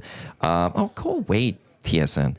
Brock Nelson, 3-year deal, $22.5 million, which is over $7 million AAV.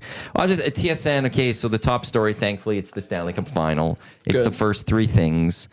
Then it goes to Brock Nelson. Then Rory gets a jersey from Leafs. And then it's Kucherov winning the Ted Lindsay. Nice. So, That Leafs jersey's a big deal, man. It's McIlroy thinks that the Leafs can win the Stanley Cup. Well, a couple things on that TSN. Of course he's going to say that. I don't know what the question was. But of course he's going to, Rory McIlroy is going to start by being just outside of Toronto, like, no, the Leafs will never win the Cup. They suck. That's going to go well winning the fans over. He doesn't probably know follow the Leafs that closely to really know anything, any way or shape or form. 2, of course the Leafs could go win the Cup. They play in the National Hockey League. Every team could maybe one day go win the Stanley Cup. That's the thing here. It's not like they can't. It's not like they're in the American Hockey League and can never go do it. But that's a bigger story than Kucherov wins Ted Lindsay for the second time. Fergie's prostate, how are you? He doesn't even say hi. Doesn't even say he's doing well. That's cool, Fergie. That's cool. Big Uke does want to claim Gutsiest performance nomination for you. I'm just throwing that out there. Yeah, he is throwing that one out there. Oh, boy, Uke. Soccer fans out there, also Luka Modric, who is just a legend. He's leaving Real Madrid after a number of seasons. He has signed a deal with AC Milan. Fabrizio Romano has it. He doesn't say here we go, but it looks like AC Milan feel like Luka Modric will go there. So there's your Hangout headlines here on this Wednesday, June the 4th, around sports, as the world just stops and waits for the Stanley Cup Final to begin. Do you have any thoughts on the NBA Final? OKC in 5. That's, I think, what most people are going with in terms of a number. I'm not really rooting for anybody because I'd like to see Pascal Siakam get. But he has a ring, doesn't he? Yep, he does. But I'd like to see him get another one. You know what I mean? Like, but I want the Canadian to get it done. Then there's that. I want. Like Pascal's SGA. like Canada's second son. Is he? Yes, he is. Well, I don't have those feelings for Pascal Siakam. I am. I mean, he was Laker like fan. he was awesome with the Raptors for so long. Yeah, but this is a Toronto thing again. No, the Raptors are different. They are actually very different. They're the one team that's They're the different. one team. Like when they were it's going on their Canada's team. run, I don't feel like there was any arrogance from Raptors fans. And like as a Laker fan, there wasn't any arrogance against the Lakers. When the Blue Jays have gone on their runs recently, it was like mocking of the Yankees and for as a Yankee fan, we're better. Like franchise wise, historically, we're better. Like don't come at me. And it was just like they were very much. It was Toronto. The Raptors, that run was very much. There was Jurassic Parks across the country. Yep. It was wild to see. Watch parties everywhere. Yeah. They for whatever reason are actually truly the closest thing I've seen. I don't like calling teams Canada's teams in professional sports, because in the end, like they're MLS East team, they're Rogers team. I'm not gonna say Rogers is Team Canada type thing here, but the Raptors are the closest thing I think I've ever seen to a true Team Canada when it comes to professional. Do you think sports. they're closer than the Blue Jays? To winning? No, to being Canada's team. I thought in that like I wasn't around for 92, 93. Well, I was alive, but I was 1 and 2. Yep. And I always said I did want to experience a Blue Jays run because I heard how much the country got to it. But I think as non-Jays fans, any non-Jays fan was kind of pushed away. And it wasn't a welcoming, like, I'm here to just like, hey, I want good things for you guys. Yep. There was an arrogance on and I just rooted against the Blue Jays because I'm like, screw the Blue Jays. I don't like your arrogance. And I never would have supported them generally, like been a big supporter of them. But if they were on the run and the Yankees are out, like it's like, yeah, okay, Canada's supporting this. I hope good things. Yep. I did that with the Raptors in the end. It's like my Lakers are out. I hope good things for the Raptors. I didn't feel that with the Blue Jays. I think the Raptors are much closer. There's just something very wholesome about the Raptors. Yes. Yeah. I just found that their fan base wasn't arrogant. Yeah. And I found the Blue Jays fan base was, for the most part, arrogant. And it was one of, like, you don't deserve to be arrogant. No. And the Raptors fans, like, you don't, at this point, still don't deserve to be arrogant, but I don't think they would be. I think if they got back, there wouldn't even be that arrogance. Nope. They enjoy it. They enjoy the run. They enjoy the ride. They enjoy the party. They enjoy it all. Mm-hmm. And I do, like, it makes, like, I hope Masai can turn this around if Masai sticks around with MLSE. Oh, he is. I don't know. He is, because he's going to take a big swing at Giannis. They're jumped up in favorites. The thing is, there's a lot of talk that Keith Pelly's not a big fan of these presidents of their teams. Brendan Shanahan left the Leafs. He's not getting replaced. There's a lot of rumblings that how it will play out. Mark Shapiro, because Keith Pelly will eventually be in charge of Mark Shapiro too once it's all brought into one fold, because Rogers is going to own it all. Well, I mean, I would be... And Masai Ujiri too. Apparently there's a lot of rumblings that maybe he would be a guy that they would move on from because Keith Pelly might not be a big president fan. Well, I wouldn't be a big president fan either if I had the other two guys. They've Why? been terrible. Oh, you're They've been talking absolutely Shapiro terrible. and Shanahan. Yeah, they've been terrible. There's a third. Bill Manning's the other one. He's in charge of the Argos and TFC. You can't say anything about the Raptors. The Raptors did what they needed to do. They won an NBA title. Then now they're in this reload phase because Kawhi left. And so they're in a reload phase. They actually, if Kawhi stays, they probably win 2, maybe 3. The year after he left, it was the bubble. I don't think there was a team that got hit worse than the Raptors, because they had to now. Didn't they have to go uproot their home? They were playing in Tampa. Yeah, like They played in Tampa. that's tough. I don't care what anyone says about that. Like, sure, you're now making your home in Tampa, but the fact of the matter is you have uprooted yourself from your home arena. Those fans aren't fully cheering for you. They're there to enjoy basketball. Yep. Yeah. So could they have won that year too? Because they were close. What was the finals that year? It was the Lakers and... Oh, that was the bubble year. And Yeah. that wasn't the Tampa. That wasn't the when they were playing in Tampa. When Well, they went to Tampa would have they been missed before. the playoffs. Tampa would have been before that, wasn't it? Or was it after? No, the bubble was when they finished the season because COVID hit and paused the season. Yes. So they were playing in Toronto, and then they moved to Orlando in Disney World, and they played there, and they had a decent run. Well, the year Did they get after to the Eastern Conference Final? the Did they year get after to- they won, they played... It was bubble. It was bubble. Yeah, they ended up playing Bulls? the Celtics. Yeah. In, was it the first? There was a second round, Oh yes. and it was like yeah. unbelievable basketball. But that was like a bit of a coin flip series where if the Raps win, they go to the Eastern Conference. Or was it Miami that played the Lakers? Yes, Yeah. but Jimmy Buckets just went on a run. Yeah. Yeah, and I think that they could have beat the Heat. So I think if they get past the Celtics, they're going all the way. Now, whether they win or lose, you don't know. But Playoffs. Yeah, it was a best of 7.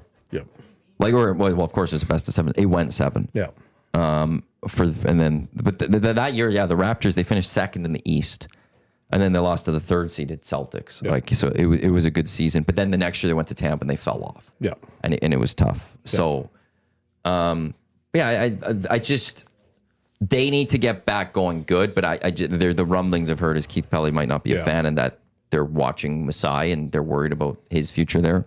To Smitty the Welder, laughing emojis, arrogance. The Yankee fan base is the most arrogant fan base of all sports. Okay, 1, sure, but 2, we also have 27 world titles. When you win title, the Dodgers organization has the ability to be arrogant. The Toronto Blue Jays in their run had no right to be that arrogant towards the rest of baseball teams. You've won 2 World Series. You finally got back to the World Series in how many years? That wasn't even the World Series. It was like I'm sorry. Yeah, Yankee fans are arrogant, straight up. I'm not going to dispute that. I'm not going to dispute we're arrogant. But we at least have legs to stand on when it comes to our arrogance. The Oilers organization has the right to be arrogant based on their history. They have a lot of bad in there.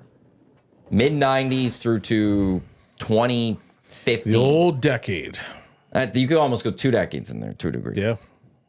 But the good that this organization, they have 5 Stanley Cup rings. There's not a lot of franchises that have more than 5 Stanley Cup rings or titles.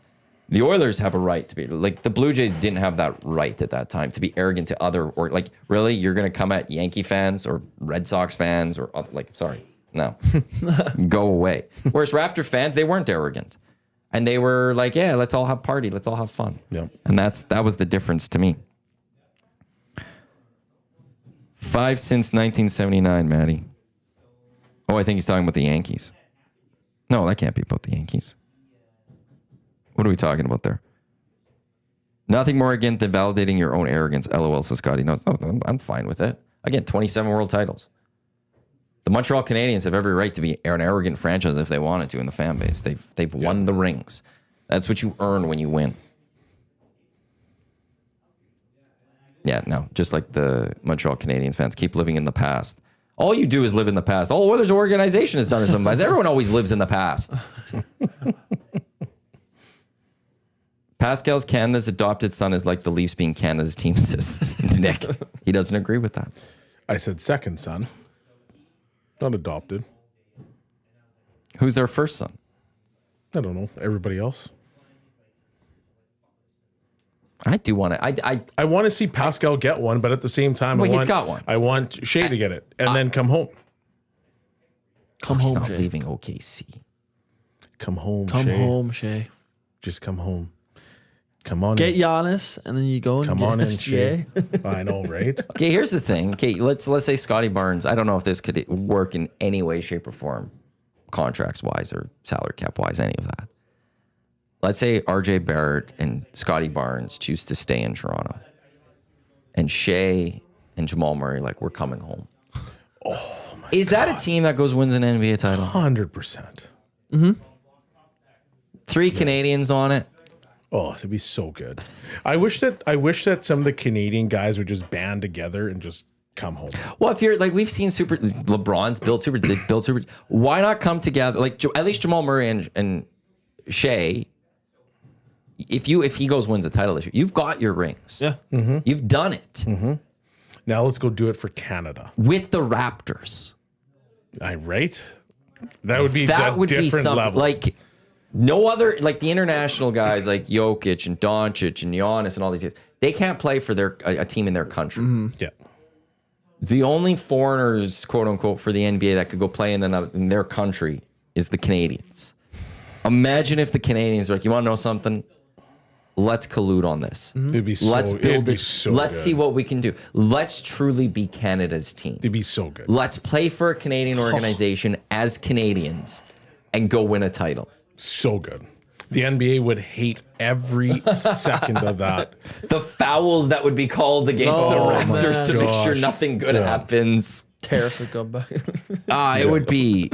I would love that actually. Even though I'm a Laker fan, I think I might have to go all on board on that one for a bit, just because I would respect the hell out of that. Just a bunch of NBA Canadians saying we're coming together. Andrew Wiggins finds you want to know something? I've won my ring. Yep. I'll come be a role player. Yep. I'll come join you guys. Let's go do this. Oh man, that'd be so sweet. And then bring back Nick Nurse. No, leave Nick. Why don't you like Nick Nurse? Just whatever. I was a big Nick Nurse fan. Was he that good of a coach? Yes. Yes. Or did he have that good of a team? I think it's both are true in basketball. I don't think you could be a good coach and have a bad team. Man, look at all the coaches that LeBron's had. Some of those guys have been months.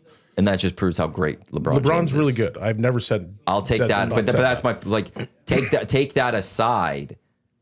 You don't is Steve Kerr a great coach or did he just have great players? Is Phil Jackson a great coach or did he just coach two of the greatest teams there ever was? The MJ era and then the Kobe era. Are these guys great coaches or is it the players? And in the NBA, to me, it's a mix of both. I think, and maybe the Raptors is a little different because of the players that they had. But I think one of the strongest attributes you need to be a great NBA coach is the handling of personalities. It's not as much as the tactics as much. It's dealing with the egos and making sure when Kobe and Shaq are hating on each other, you deal with it. When Dennis Rodman is going crazy, you'd be like, go to Vegas for a few days and Do we'll what see you you in a need to little do, bit. Go buddy. do what you Yeah. need to do. Come on back. Well, when you're Greg Popovich, making sure everything's working well with Robinson and Duncan and Parker. Now, like Pops, he's a good coach.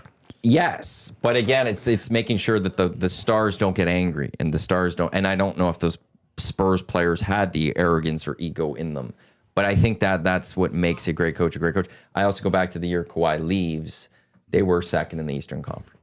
Nick Nurse is a really good coach. Yeah, no, that team was really good. So even when they didn't have Kawhi, the record was still legit because they were so deep and so good. Like Ibaka coming off the bench when he's a starting caliber center. That's what he was doing. They had Marc Gasol. He was unbelievable. So, like, maybe a little off topic. I saw the Knicks fired their coach. Yeah, Tom Thibodeau. So, like, he was a bad coach with a good team. He's a coach that just can't work, like get it right to go in. He's had some really good teams in his career, and he's never been able to get it done. Yeah. One of his knocks is he has his favorite players, and he runs them dry, and they just die out in the end. But he's more of the John Tortorella coach, I've always felt. Okay. He'll have a short run with the team, and then he's done. The old torts, eh? Kind of like Pete DeBoer, in a way, like gets his team far, but can never get over that That's probably hump. a better analogy. Pete DeBoer.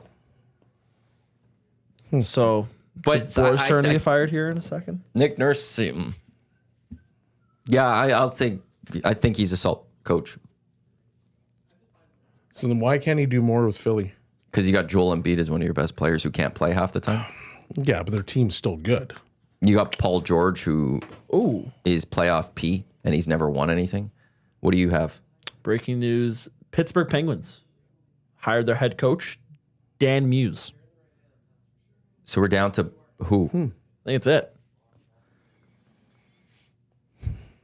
Dan Muse. Who's he? That's what he looks like. Where's he from? Oh, I don't know. Dan Muse. Interesting. He was, here we go. The story here. Kyle Dubas has announced him. He joins 20 years coaching experience. Last few years, he was an assistant coach with the Rangers and the Predators. He has won championships at the NCAA, USHL, and IIHF U18 and U20 levels. So he spent time at Yale, Sacred Heart, Williams College, Milton Academy. That goes all the way back to 05. Where's his title? So he's he served as the video coach at 2 World Junior Championships, winning gold in 2013. So that's where they go. Okay, so is that it? Because Jay Woodcroft left on the outside. I've been talking about this with my buddies. Like, it's like, is he going to get a job? Boston's the only one that's still left, but that's supposed to be Marco Sturm, wasn't it? Yeah. I thought they got Sturm locked up. Marco Sturm.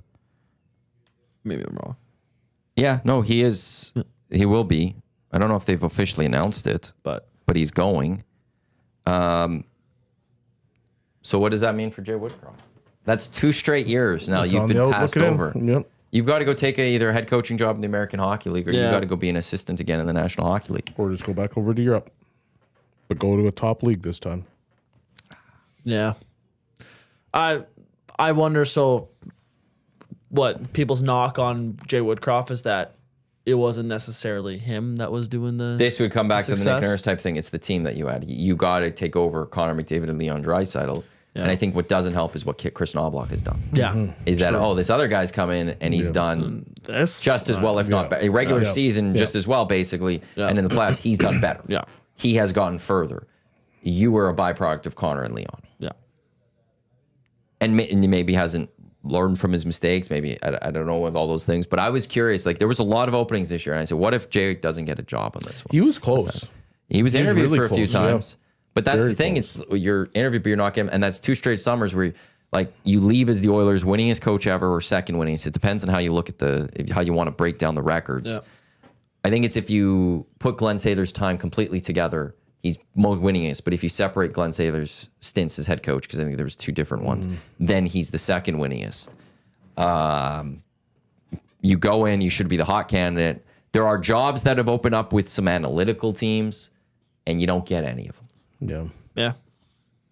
Like, I thought, like, as soon as the Oilers let him go, I was like, oh, he'll find a job really quick. Like, he's had a lot of success, and one bad stretch here with the Oilers, and he's gone. He'll find a job, and it's been 2 years. And What do you think was his problem? What was the issue there? Here in Edmonton? Yeah. What were the things we heard? Just like not a great communicator? Because I thought that was one of his strengths, right? I think it was too intense. Too intense? Like, constantly, they couldn't shut it off, constantly making you think. Yeah. Bringing out tablets, as you're walking by, hey, what about this? Or this? And like pointing out things. And then the players on the ice had to start thinking too much because, well, I got to do this now and I got to do this and I got to do this. And I think once we saw Chris Knobloch come in, like immediately there was like, hey, go play hockey. Yeah. Like, let's start there. Just go. Yeah. Use your natural instincts and go play hockey and stop thinking a little bit and go play. And I think that was one of the issues for Jay Woodcroft. Yeah, okay. Was that the change between Woodcroft and Knobloch, where like roles were heavily like the bottom six guys took pride in being a PK guy? I want to say that was the switch over to, well, also adding, I think, Mark Stewart into that coaching carousel. I remember like Dave Tippett was like I remember, I think like Derek Ryan had some comments when Dave Tippett left, like, well, it's nice to be able to have some minutes now and be able to play. Like, so I think Tippett rode McDavid and Draisaitl heavy, and then I think Woodcroft took a step back and lowered their minutes a little bit. But I think even now, Chris Knobloch has done a pretty good job of. He rolls all four lines now. But to be fair, though, you can also look at rosters. Well, yeah, Dave Tippett's rosters were not Chris Knobloch's very rosters. different. Yeah, very, very different. I think the other thing with Chris Knobloch versus Jay Woodcroft is I never liked these from my coaches, especially early, like in your career, because it was early. Jay Woodcroft was always playing games with the media.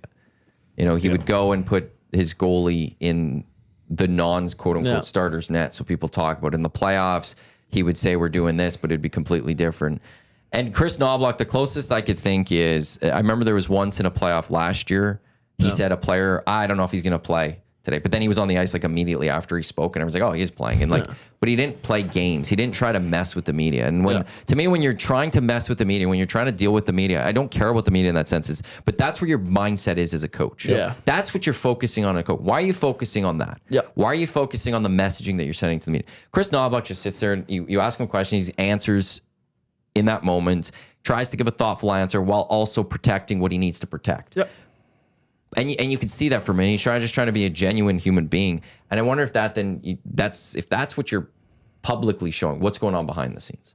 What are you doing behind the scenes with things? And so I could see sometimes with players just not knowing what they're getting from Jay being just too intense, constantly going, and Chris just lets them breathe a little bit. And I think the demeanor of Chris Knobloch is just completely perfect for this team.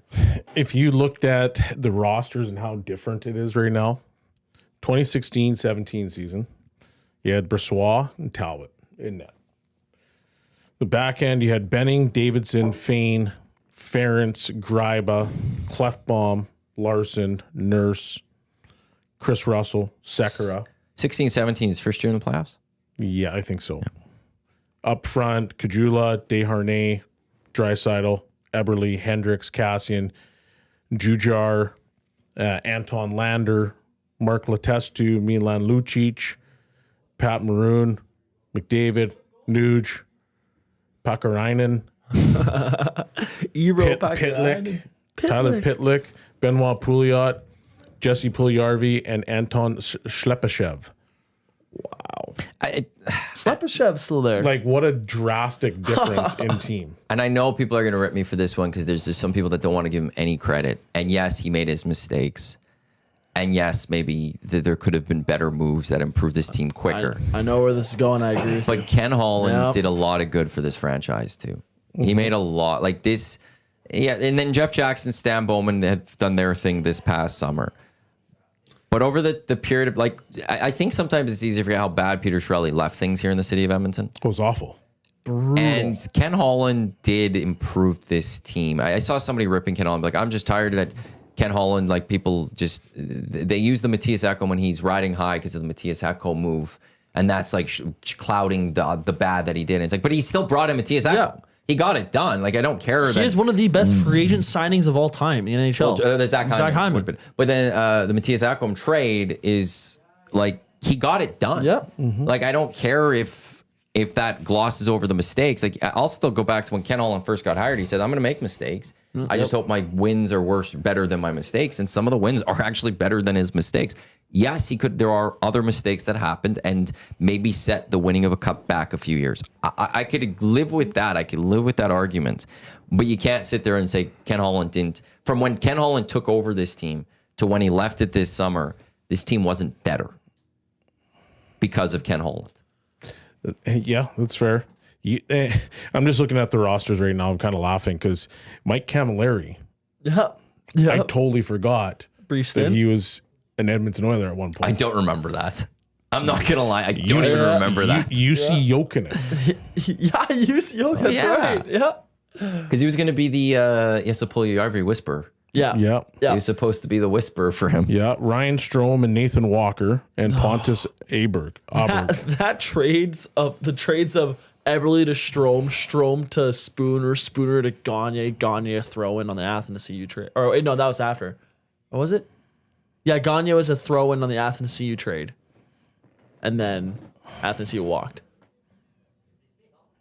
Like, oh God. That was Like it's hilarious. actually just crazy to look at the guys that they had, right? Like, yeah. I'm a big defender in Ken Holland. The team he had versus the team he left with, drastically different in a lot of good ways. Obviously, the Jack Campbell signing and the Nurse signing, not great. I didn't like the Duncan Keith trade. I didn't like the player that was coming back. I didn't like how he went about it. Yeah. There were some other moves. Like if you want to put it on him that he didn't get Dylan Holloway and Broberg officially done and it was left to Jeff Jackson and Stan Bowman, sure, you could put that on there, but Stan Bowman and Jeff Jackson had their chance to go deal with that. I'd also, yeah. There were still, though, like Zach Hyman. Yep. There was Matthias Ekholm. There was just some other really decent moves that this team did that you have to give credit to Ken Holland that this team was better. Like when you're reading that lineup and I'm thinking of what even last year's Stanley Cup roster was, you just go look at like. so the first year, 2019, 2020, was the first year that Holland came in. And you had Bear Benning, Mike Green, Caleb Jones, Clefbaum, Lagesson, Larson, Brandon Manning, which was craziest trade ever, Darnell Nurse, Chris Russell. Like that's Up front, you had Archibald Athanasiou, Tyler Benson. And he brought in Athens. Yeah. And he brought in Mike Green. Yep. Brodziak, Colby Cave, Chason, Draisaitl, Ennis, Gagne, Granlund, Haas, Yurko, Cassian, Jujar, David, Neal, Hopkins. that James Neal trade was pretty solid. Trash for trash, but Neal actually had a little bit of upside. Lucic didn't really do a whole lot. Sneaky one is Ethan Bear for Warren Fogle. Yep. That trade turned out very well. People hated that. Yeah, I didn't like it. I'll say that. I didn't like that one. I was wrong. Yeah. Yeah, that was a sneaky trade. Bears in the AHL still, and Yep. Fogels had a great career. He got Evander Kane done. Yep. He got Corey Perry done. Yep. Like there was a lot. He re-signed Nuge. I think he would have been him at a team friendly deal. Like there was a lot of good. There was a lot of good. There was a lot of good that he got done. And yes, there were still mistakes in there. I'm not going to dispute that. I'm not going to dispute the fact that there were moments where maybe this team, again, it could have gotten there sooner, gotten to this moment sooner in his tenure. But again, with what he took over and where he left it, it wasn't a better spot. And now hopefully for Oilers fans, it can get finished off here. And he deserves some credit for that. Not all of it. I'm not going to get, but he'll deserve some credit if the Oilers could go 100%. Get this done. We've got just a few more minutes left, Bellsy. Don't worry. You're almost set free. You can go. All I have to say is careful throughout the rest of this cup finalists. Oh, man. Yeah. Just you haven't touched that coffee. No, I don't I had one sip and I was like, I'm out. If there's an X factor in this series beyond the obvious I would say is Bouchard, McDavid. I'll throw Skinner in there, Draisaitl for the Oilers. Who could it be? Who will it be? Evander. Yeah. He plays a game that allows some of the other players more room, and he may or may not shut down some of the antics from the Florida Panthers. I'm gonna say, I've been saying this guy a lot, John Klingberg. He's been good. He's been very, very good, and I think if we see him go back to his old ways, or is I don't see this happening, but if he goes back to where he was playing in Toronto, oh boy, Troy Stecher could come in and probably fill in that where he would be playing, but with how Klingberg's been playing, I think he, with his puck moving ability, is suited very well for a team that needs to be able to get pucks out quick against a good forechecking team, and if he continues to play like he has been over these past couple weeks, the Oilers would be a much better team. So I'll say Klingberg, even though I've had him as the most surprising player. But I don't know, everything. I think he's been my answer for everything. He's been fantastic. No. I didn't mind the signing when it happened. I said at the time, you never know. It was a low risk. Worst case, you could throw him in the minors. You're not doing much. But hey, he's a veteran that could step up in the playoffs if you need. He's been there before. I didn't expect this, though. From expecting that for the playoffs. I thought he could maybe help a little bit in the playoffs, but I'm not thinking that. No, he's a bona fide player where I saw a Dallas Star fan, they posted their wish list for guys out and one of the things is they wanted to bring John Klingberg back. Yeah. There's other teams looking at John Klingberg, we should get this guy. So he's just been that good. Portions of this hour of the EST Hangout are brought to you by the High Product Marketing, official merch partner of Edmonton Sports Talk. Promotional products that bring the buzz. Check them out, thehighproductmarketing.com. Stanley Cup Final. It's getting going. It's almost 11 o'clock, so that would be just a little over 7 hours away from puck drop down at Rogers Place. Riverhawks action coming up just after 11 o'clock. It's their kid game down at Remax Field. We've got Elks on Saturday, Stingers next in action. I think it's on Friday. It's just that I'll keep saying that, but it's just an absolutely wonderful time here in the city of Edmonton. Stingers next in action, June 6th, a game you'll be able to listen here on Edmonton Sports Talk. It's wonderful. And you can go golfing if you want. Go to the ranch, book your tee time, ranchgolf.com. If you aren't an Oiler fan, you can go to the ranch today, and I'm sure you'll have free reign to that golf course. It will be wide open. You'll be able to. I know Murray sometimes on game days he's and it's tough for business. A certain business. Some businesses playoff runs are great. Yep.